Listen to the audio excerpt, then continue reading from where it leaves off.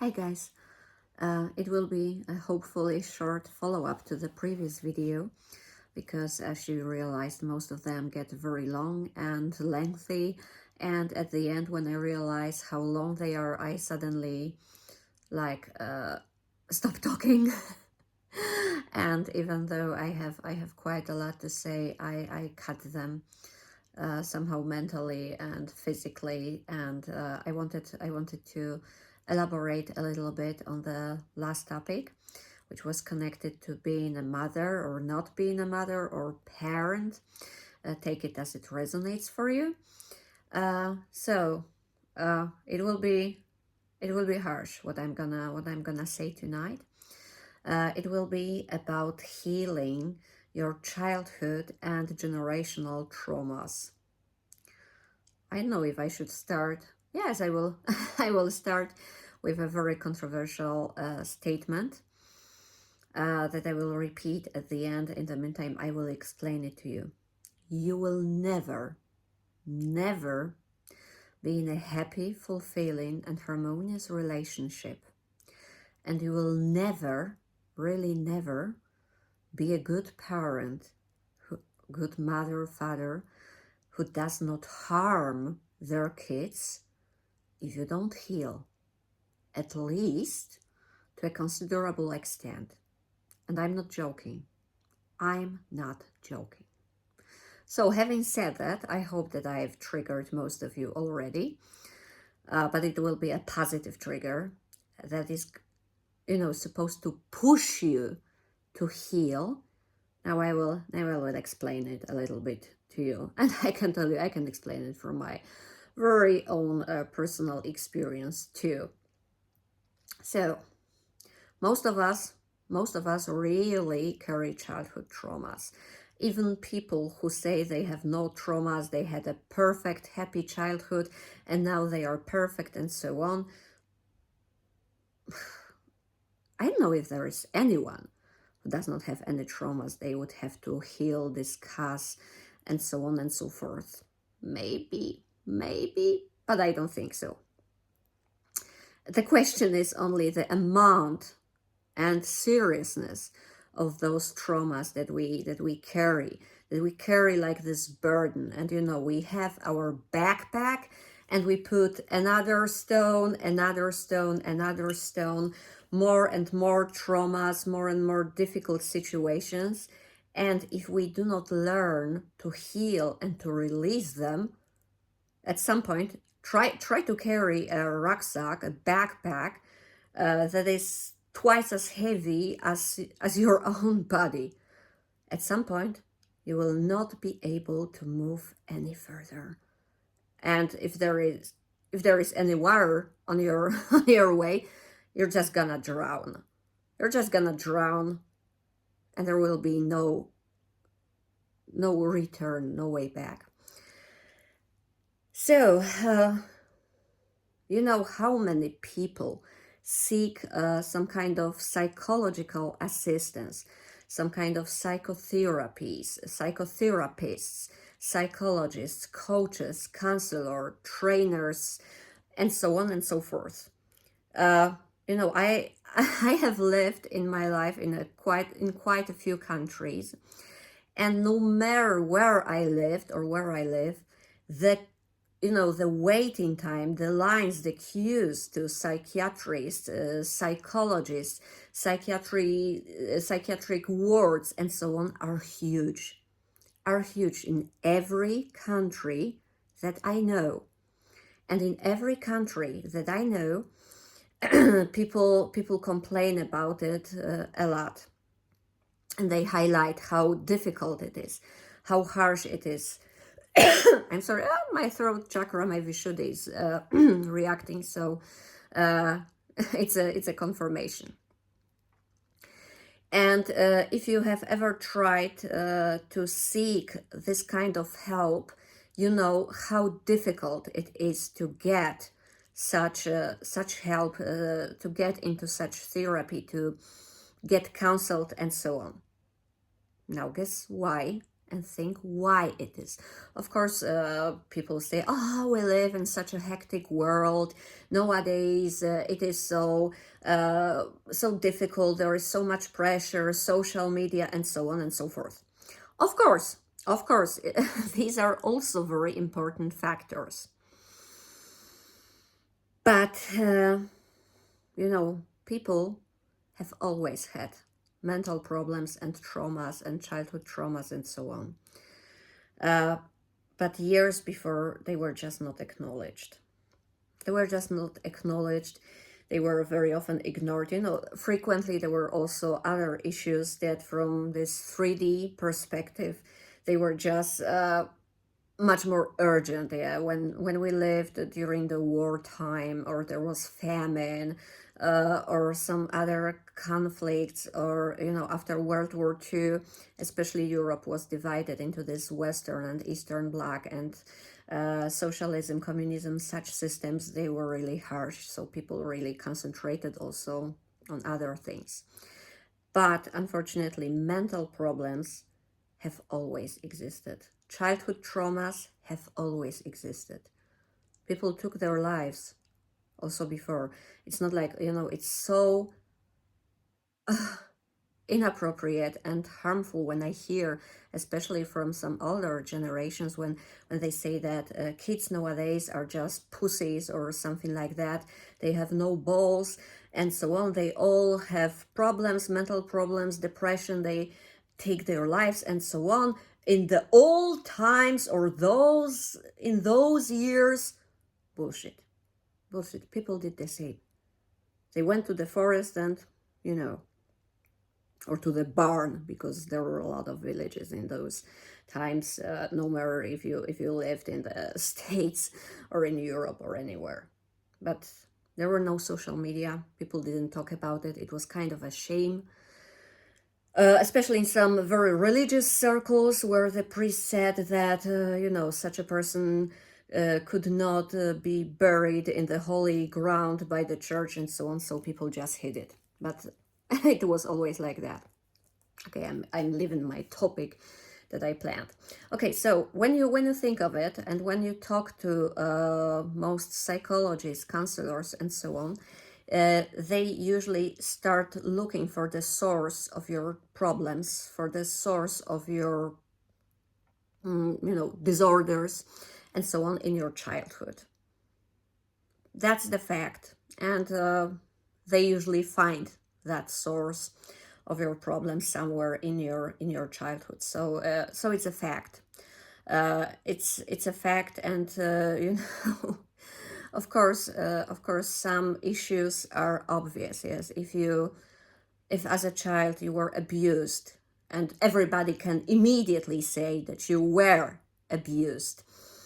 If one or both of your parents died, if you lived in a family where there was, for example, an alcohol problem, so the family of alcoholics, of course, and everybody will say, yes, that's true, it's the source of your problems, you may have childhood trauma. But there are also other things, and it will be also connected to generational trauma, which I will explain in a moment. So even the behaviors that were accepted by the society, or are still accepted by the society, they are often very harmful. So, over criticizing kids and so on. A lot of people still do it. And I remember it from my childhood, when people said that, criticizing your kid all the time, it's only a kind of encouraging them to do better, to do their best. Seriously? Maybe not this way. Of course, you need to give feedback, and sometimes it is a positive feedback, sometimes it is a kind of negative feedback, but you should, if you ever learned about giving feedback, for example, as a teacher or as a manager, you know that it works slightly different. Yes, you say that something is not perfect yet, it needs to be improved, and you give some suggestions how it can be improved. And, not just yelling at someone that they are lazy, that they are stupid, and so on and so forth. So it's one of the examples. uh, you know, spanking kids and so on. It's terrible. It's terrible.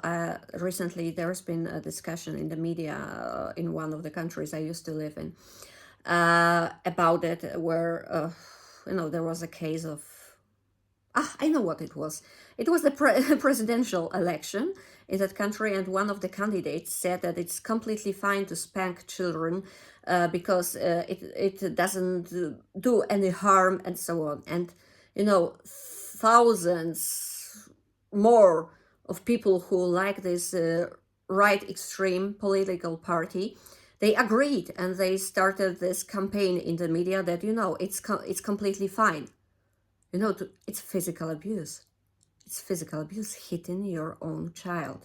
But it was widely accepted in some circles. It is still widely accepted, and it's another source of your childhood trauma. So, as I said, some of the things are totally obvious. Some of them are obvious for most people or some people, but not for everyone. But they are still the source of your childhood trauma. And sometimes even the events, some situations that no one would ever think that they can be a source of childhood trauma, they are.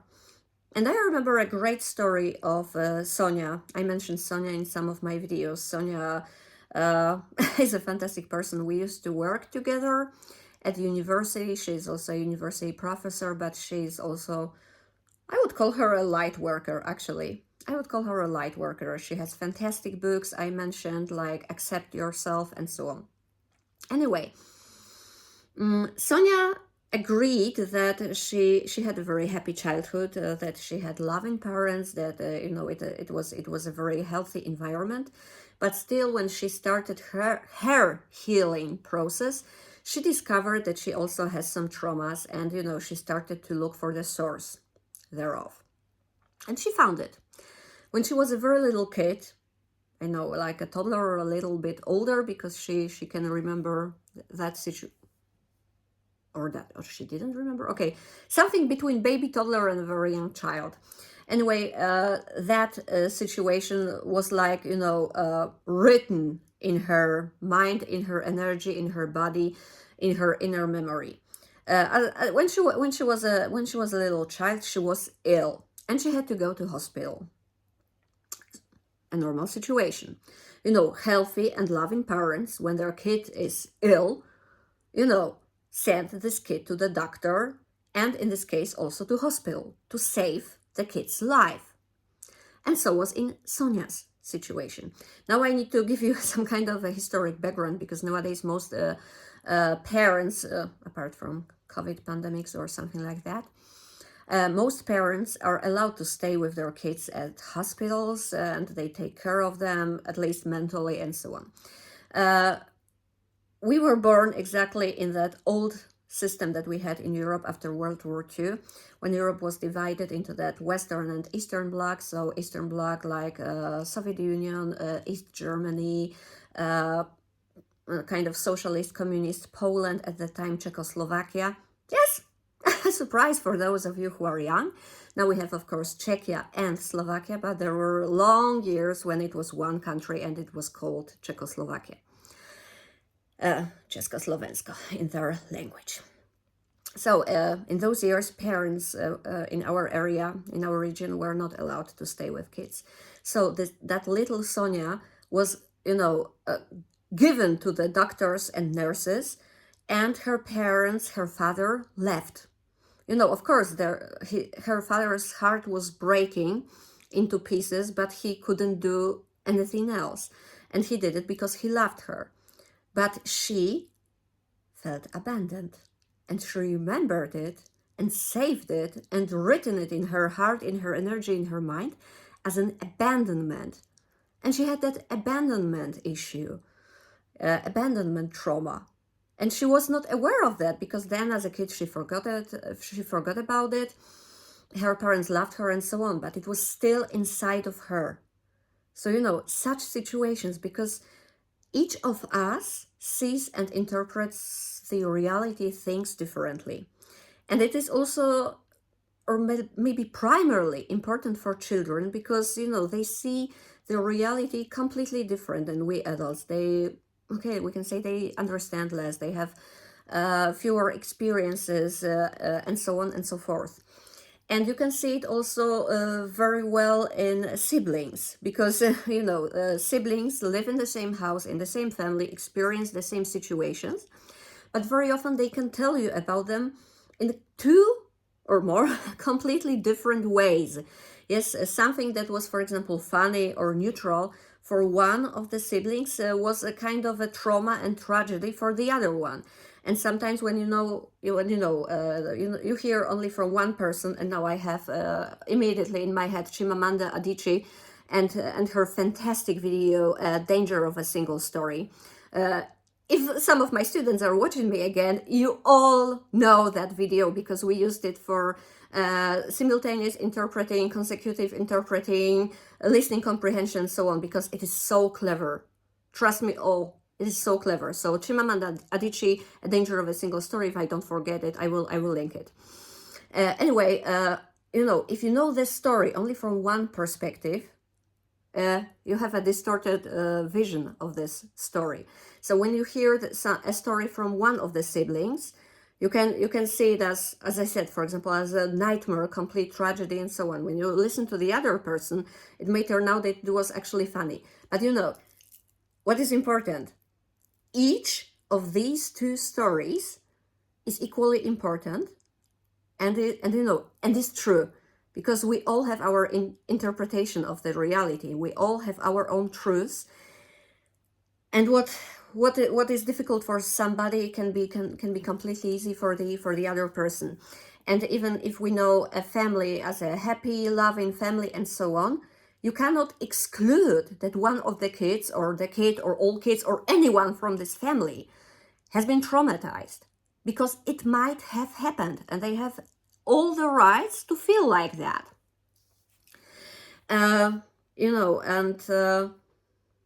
So it is our childhood, and it needs healing. I will get back to that.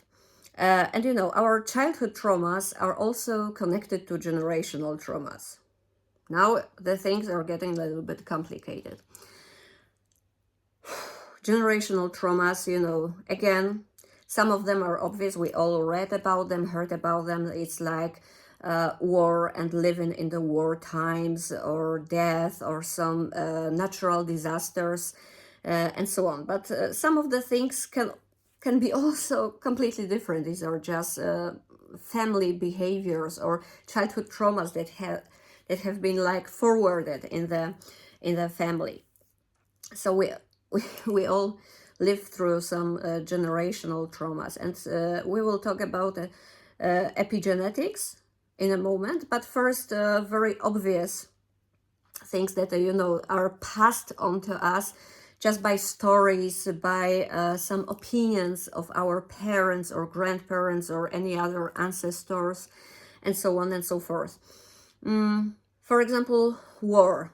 Yes, if you're old enough to have, okay, you don't need to be old enough. We have so many countries where we have war. My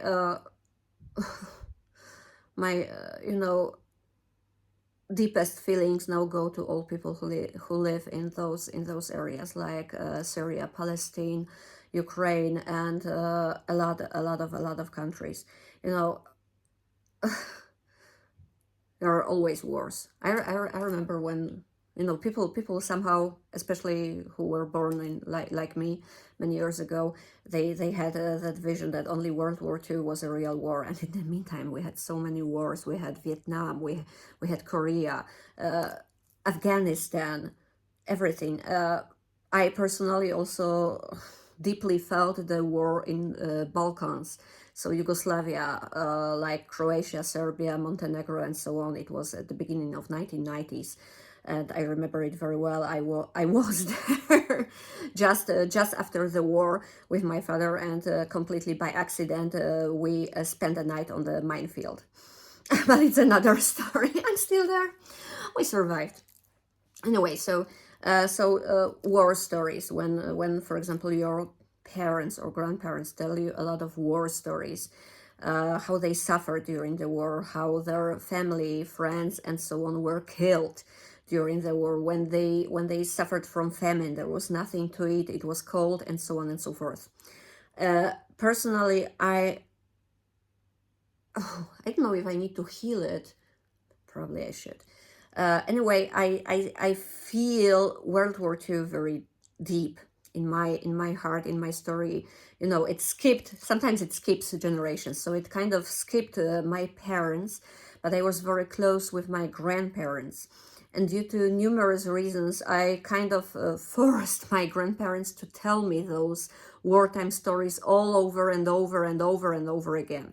I understand, you know, kind of why, because in my case it is also a more spiritual and spiritual and soul bound thing, but I'm not going to go into you know, spirituality and such topics, because it might be too difficult for some of you and too triggering, and let's stay at just psychology and medicine tonight. But you know, I was deeply connected to World War II, and as a child, I replayed those things. And you know, it's amazing that my grandparents managed to tell me those stories. I don't know, maybe telling those stories over and over again, maybe it was also a kind of therapy to them. I hope it was like that, that I did not traumatize them further. But anyway, I was, you know, I felt that deep connection to World War II and to war.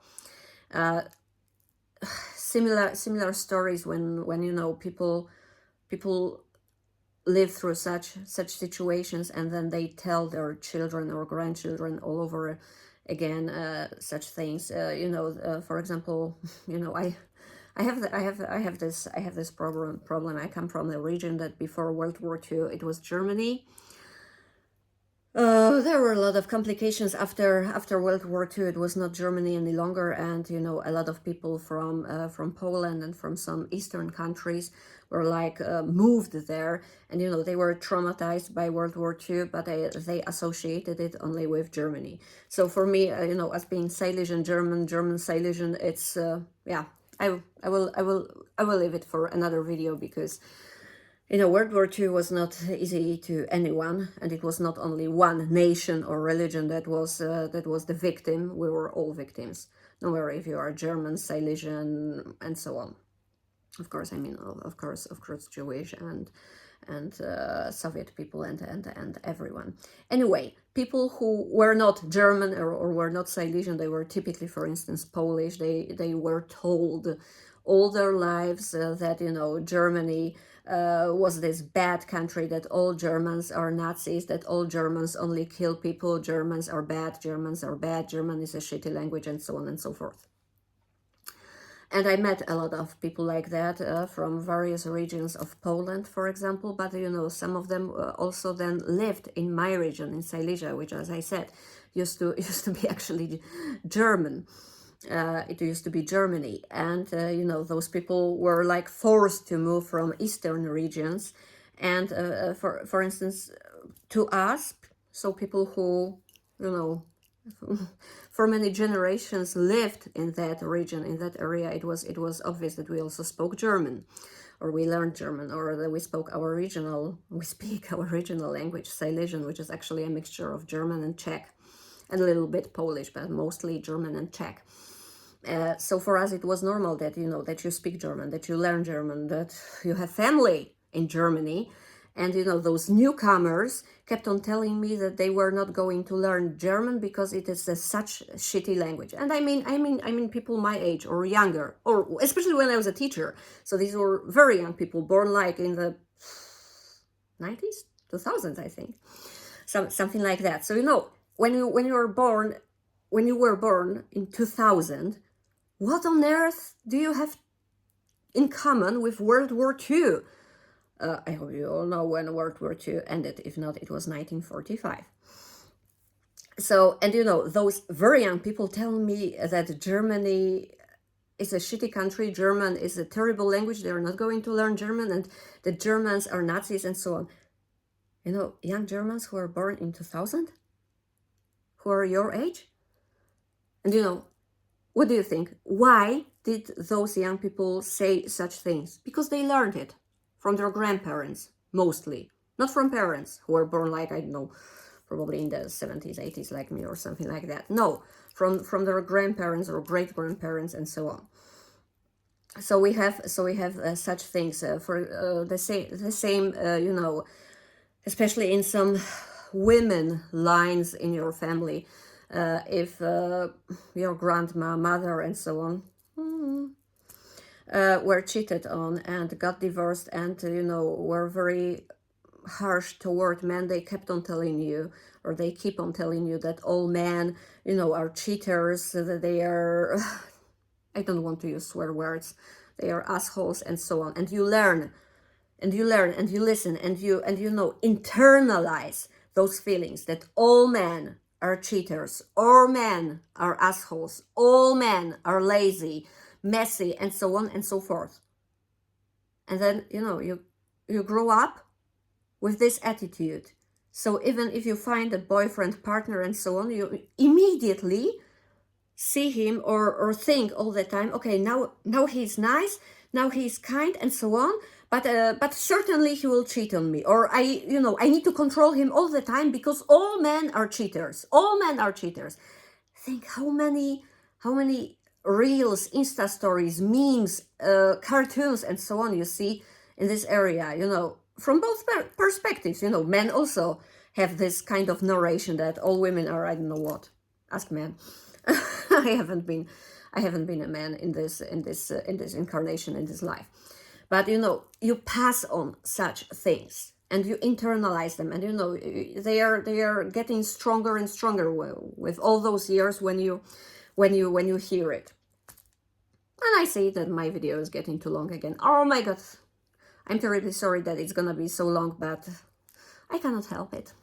So you have such things, and as I said, some of them are forwarded, passed on pretty consciously with words, with behaviors, with sayings, with conversations, with you watching your mother crying because your father cheated on her.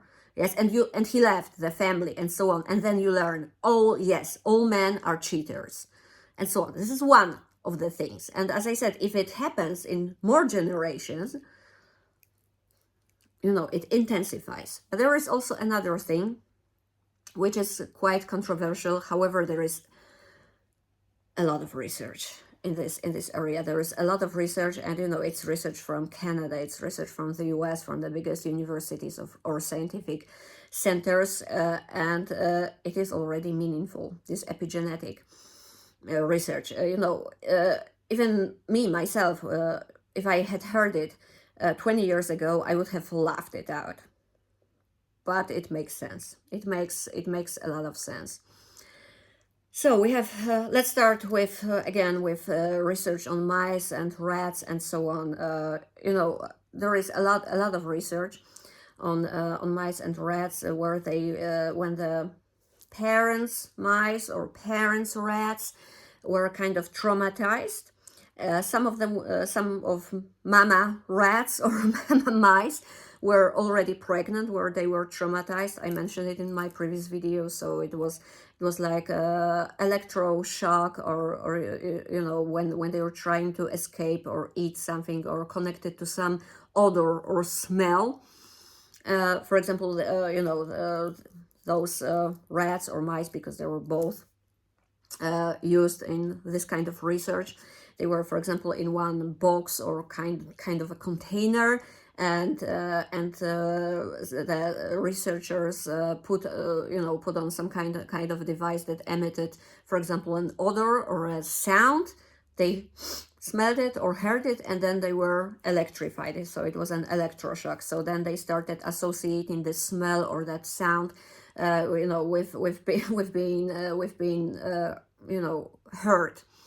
Or another research that first Kelly, one of my favorite readers, mentioned, and I looked for it, where mama rats were kept in a kind of a container where there was only one kind of a hole through which they could escape, and every time they approached that hole, they were also electrified, so electroshocked, and it hurt them. So finally they stopped even approaching that hole, and they decided they will never ever leave this place, just not to be hurt.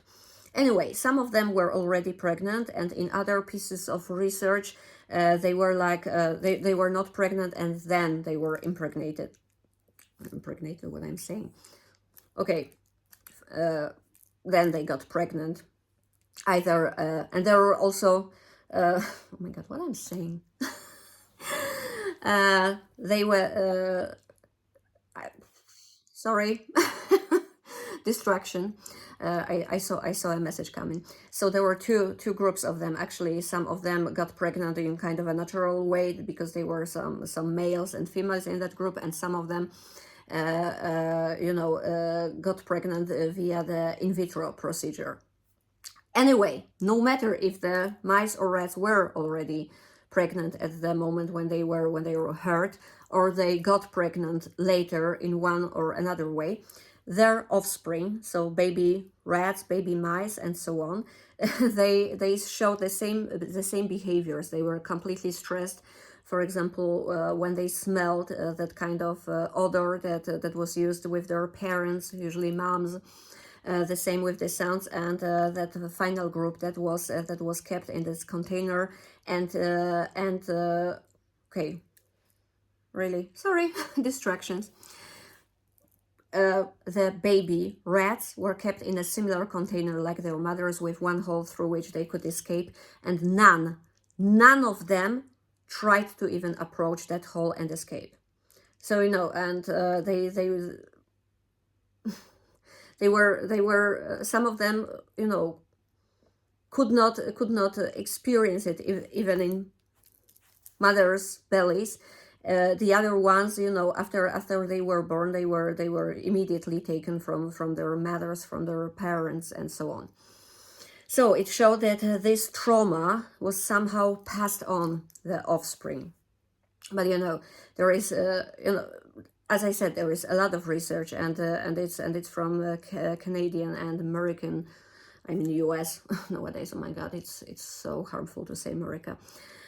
So some from various universities and the research centers. So you can really read a lot, and most of those articles were published either in highly scoring journals or on American on the websites which belong actually to American government. Sorry, I need to check. I need to take a, yes, I have a piece of paper. I noted it because I was looking for more research in this area, and of course now I cannot find the appropriate one. Okay. Yes, so for example, you have the website National Library of Medicine. It is the website which belongs to the American government, so it's official. And okay, this research is not from the recent weeks or something like that. The researchers have been carrying appropriate research in this area for like 2013. So let's say like 15 years. What I found. Anyway. There are also other cases mentioned there, like Pakistani orphanages, where kids show some kind of trauma. Their parents or grandparents were exposed to, not the children, because they were already taken from those dangerous situations. And I also wanted to mention what Kelly, as I said, one of my favorite reader, who really inspires me. Kelly had also to heal a lot of traumas from her childhood, and yes, mainly from her childhood. She has kids of her own. She has like 2 sets of siblings, and she said that she started healing. Okay, unfortunately, she was already pregnant, or the kids were already born. She said. But she started healing and counsel, and taking some kind of counseling, psychotherapy, and so on when the kids were very small, and she never told them her stories from her childhood, which were so traumatizing, not to not to pass on the kids. And she said that when she was a kid, it was a very oppressive house with very oppressive parents and so on. And every time she wanted to like hide and comfort herself. She went to the bathroom because it was the only safe place in her house. She curled on the floor and cried there. So she curled tightly, like a little ball on this floor, and cried. And it was her way of escaping. And as I said, when her kids were born, I think the first siblings, when they were born, she started healing, she started therapy, she started everything. She has never told her kids what she experienced or what she had experienced as a kid and how she had reacted. And she said, she's doing her best, of course, so that her house, her home, her family are safe, accepting, and so on. She has a wonderful partner, and so on and so forth. Anyway, she said once she was looking for one of her kids, and she found her kid in the bathroom on the floor, curled like she used to do, and crying. So even though she has never told her kid or her kids what she had experienced and how she had reacted, and even though there are hundreds of possibilities what you can do as a kid, and she has a safe home, her kids have their own bedrooms and so on, so, and nobody chases them, there are no alcohol problems, no violence, and nothing like that. So even if the kid is in a stressful situation, they could react in any way possible. I don't know, lie on the bed, sit in the armchair and cry there, and so on. No, her child chose exactly the same way of reaction as she used to. So somehow, even though she started healing when the kids were very young, somehow it was passed on, her kids. And there are hundreds and thousands of such stories, which I wanted to mention, but actually, it's gonna be very long. It's already very long. So let's try to get to the point, and I will sorry, I will tell you briefly, unfortunately only briefly, my story, because I was a perfect perfect mixture of both childhood and generational trauma. Generational trauma not only regarding the war, but also regarding the divorces and such things. So in my female line, in my family, it is a kind of a tradition.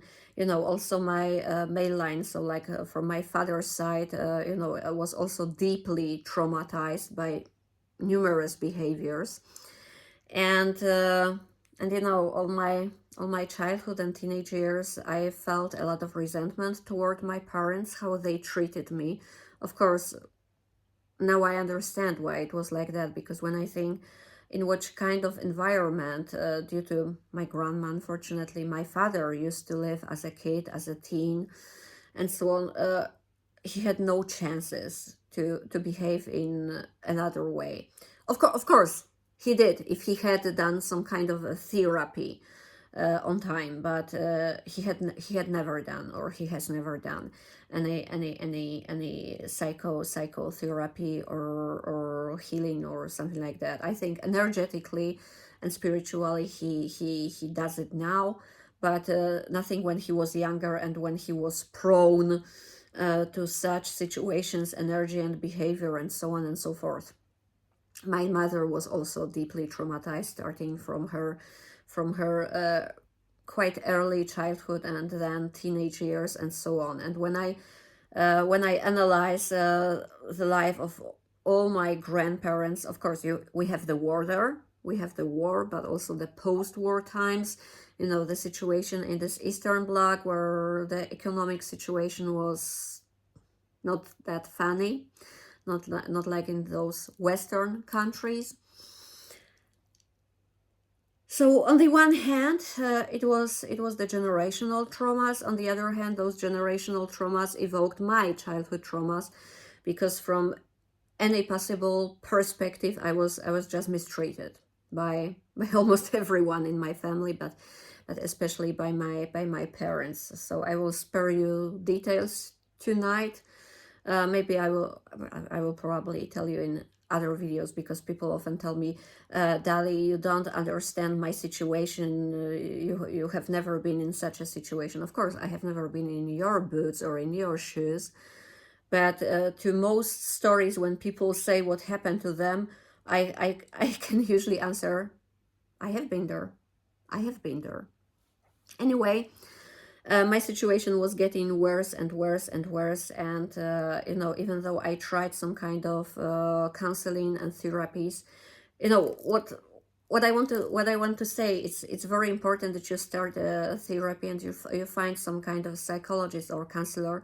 But unfortunately, not all of them, like in every profession or job or trade or anything. There are people who are good at what they are doing, and there are also people who are not that good. I was unlucky to meet also those who were not that good, and they didn't they didn't help me. I met one man. I was then already in my 30s, who really knew what he was doing, but unfortunately, quite shortly after we started, he died. So then the situation was getting worse and worse and worse, with my attitude, with all those traumas that I was carrying with myself, and which also made me behave the way I did. I couldn't do it in any other way, because I haven't I haven't I hadn't I had never learned it. All I had learned were those toxic behaviors from both of my parents, and they didn't do it just because they sat down together and made a plan. Let's have a child, and let's destroy our child's mental health and so on. Of course they didn't. Of course they didn't. I even guess they did their best, but they had no tools. They were not healed themselves. They were full of traumas, of pain, of resentment, and so on. They inherited from their own parents and their own grandparents, which they gathered as kids, as teens, and then it was getting worse and worse and worse. And then I was born. And like you have those fairies and fairy godmothers, like in I don't know, Disney movies and so on. They gave me what they had, and all they had were their traumas. So of course they hurt me. Of course they hurt me, but they did not do it on purpose. Therefore, I do not hold, and I do not feel any resentment any longer, because I understand why it happened. I know they wanted. I know they wanted to do well, but my mother did not teach me that all men are shit. Just to destroy me and my vision and my attitudes. No, she experienced the situation when my grandfather left the family when my mother was 14, so it must have started earlier. So she learned that men cheat on women and abandon their families. And then when I was 5, my parents divorced, and I can tell you, unfortunately, I have very good memory, starting from the age of 1, really 1, and I know what was going on in our home. So, what else could my mother tell me? Of course, I didn't like it. Already as a child, I reacted that I didn't want to listen to it. But probably first of all, she was talking about her pain and trauma because it was overwhelming her. On the other hand, maybe especially when I was a teen, maybe she wanted to warn me, because she didn't want me to experience the same situation, which of course I did, because I got divorced. but it's not a problem to me. because yeah, I learned a lot from that situation. So because it's getting really long. Oh my god, it was 4444 when I said it's getting really long, so it's getting really long. I will tell you one thing. You know, all of my relationships were were not successful. Okay, there weren't so many. It was like my husband, my partner, and then another partner. And after my last big breakup, you know, I knew, of course I felt hurt, and of course he hurt me, but also I guess I hurt him, because my behaviors were also not that appropriate. Probably I did not probably, I know it, I did not have enough patience for him. Probably I was not flexible enough, and of course I'm not victim shaming myself and so on, but I know that now I'm a completely different person. Yes. So anyway, at some point I was desperate to find new psychotherapy, to find a new psychologist who'd take care of me.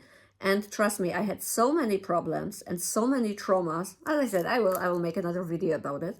That I visited here. First of all, it was completely terrible and really difficult to find anyone who offered you for free slots for a therapy. But I visited here over 11 people, 11 psychologists, psychotherapists, and all of them told me that I was too complicated, and they rejected me. They said, you have too many traumas, you have too many wounds from your childhood, from each and every side possible. It's too much. I'm not going to manage. And at that moment, I knew that either I would find a way to heal, or I would die. I would really die. I was already at that point that I knew it was my last chance. And I found a way, and I think it will be another video how I found my way to heal. But what I wanted to tell you, oh my god, it's so long. I'm a talker. What I wanted to tell you, if you want to be in a happy, harmonious, and lasting relationship, and if you don't want to hurt another person, and maybe I should have started from another point. If you want to be happy, if you love yourself, if you want to help yourself, that's the first point. And then number two, if you want to be in a happy, harmonious, and lasting relationship, and not to hurt the other person, and not to screw up your relationship. And third point, to all people who want to be moms and dads soon, or not so soon, anytime, who want to be parents, or who are already pregnant, or who have small kids, or maybe not so small, but you realize that something is wrong with you and you want to save your kids because you love them, heal as fast as possible. I'm not joking. Find a way to heal. I will give you some hints, but generally try to find a good psychologist, psychotherapist, counselor, psychiatrist, coach, and so on.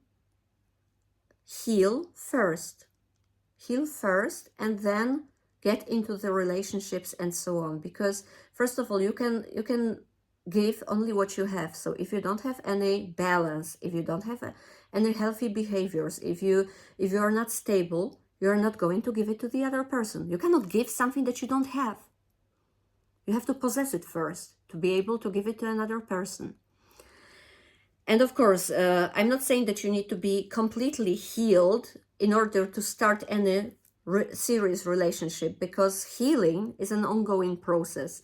And it is a lifetime process, and you will always, the more you heal, actually, the more you know that you don't know. You get what I mean. Yes. So the more you heal, the more things you find to heal, but then it comes naturally, and it comes calm, and it's balanced. So find this place where you're balanced and when you're stable enough, and then you can continue this together with your partner in a loving relationship, because then both partners can support each other. But you know, when you're a total mess, don't expect someone, you know, to be responsible for that, because it's, you know, love is not about, you know, kind of using this other person and, you know, traumatizing them with your traumas and with your resentment, with your pain, because no one is going,